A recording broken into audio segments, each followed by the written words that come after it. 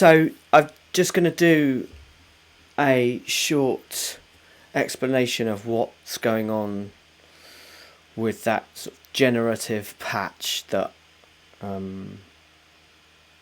I did a little video of.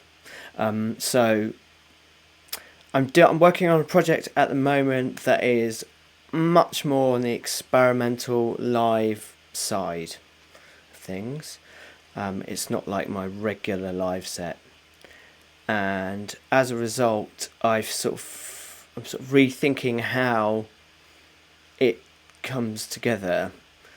So the Octatrack is much more about just a sound design duties. In fact, it only has one sample playing in the first track, and then I'm using neighbour tracks for just effects for that one sample, and it sounds like this.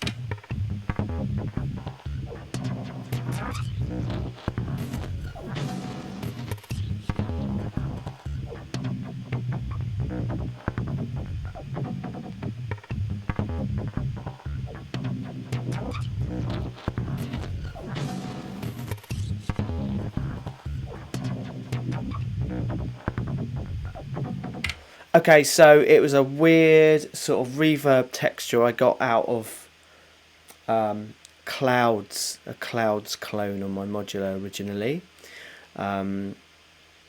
Just like legato, it wasn't all stuttery like that. That's the Octatrack doing that stuff.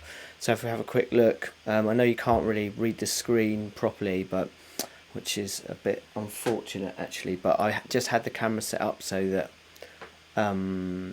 to video the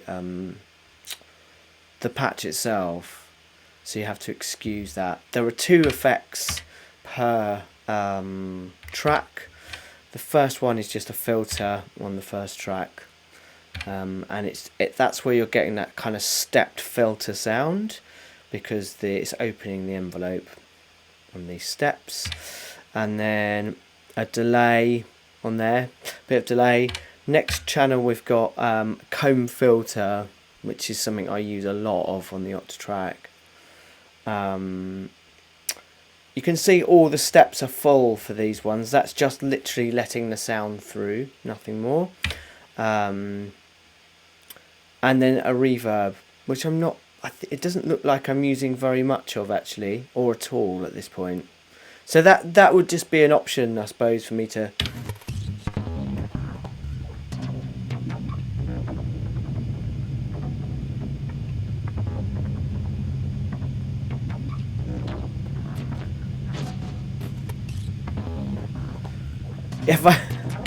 if I wanted to totally wash it out, I think I should probably high pass it a bit.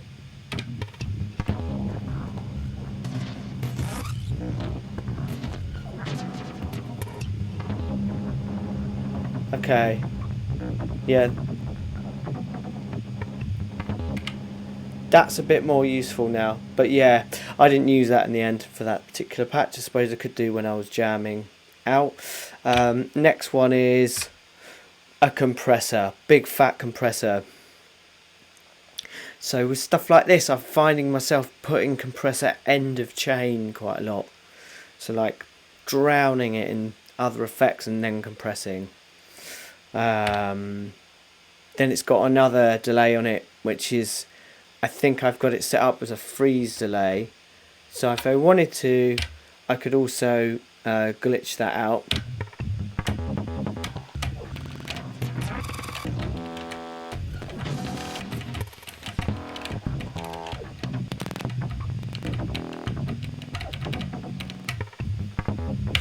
Get the idea. And then finally, what have we got on that last track? Another reverb, which I'm not using. There must be oh no, that's on the end. A filter, which I am using, and another reverb, which I'm not using. So the reason I'm using so many is because delays and reverbs are always limited to effect 2. So sometimes I have to stack up a few more. The master track is on as well, because I'm used to having 8 as master. I just always do that. So yeah, that's just sound design, that one. It's not drums or anything. All of the drums are coming from the Syntakt, which I will just play.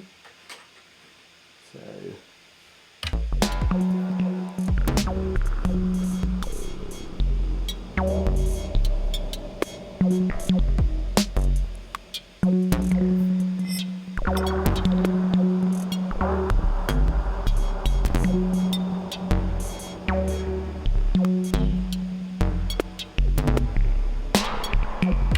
very sparse. I'm using, I'll be able to tell you how many elements I'm using here. Yeah, it's like, yeah, it looks to be almost all the channels actually. Oh no, sorry. So yeah, nothing on 6, 7 and 8. It was like just a kind of like fairly chugging but spacey electro pattern. But what I did was I just, holding the track button, I changed the probability of everything. I just turned them all right down. So you got this really sparse. I really love that about the Syntakt, that you're able to just instantly affect the probability of everything. Going back to the Octatrack for a second, there's probability stuff happening on the steps in here. But I had to, you can only do that per step on the Octatrack, whereas the Syntakt and all of the smaller form factor electron boxes have got like a global probability, which is just lovely. And further than that, you can do it across all tracks by holding the track button, which is just brilliant. For stuff like this, it's absolutely killer. So yeah, and then they've all got like, I'm using quite a few LFOs and the different elements as well for like sends to the effects, so they're modulating as well. You could probably hear that not all of the drum hits are going to the reverb and delay and stuff there. They're modulating the sends a lot to those. And then it's all just being whacked through the platform. I tried doing it on the compressor in here, but it just sounded, I'll be honest, for what I wanted it to sound like, it just sounded better on here. I'm actually quite a big fan of this pedal now.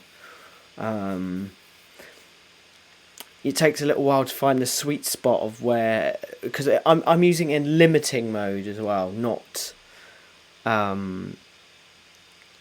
just compression. It's in limiting mode, and it's got the drive on as well, and just a tiny bit of drive happening. Yeah, that's it.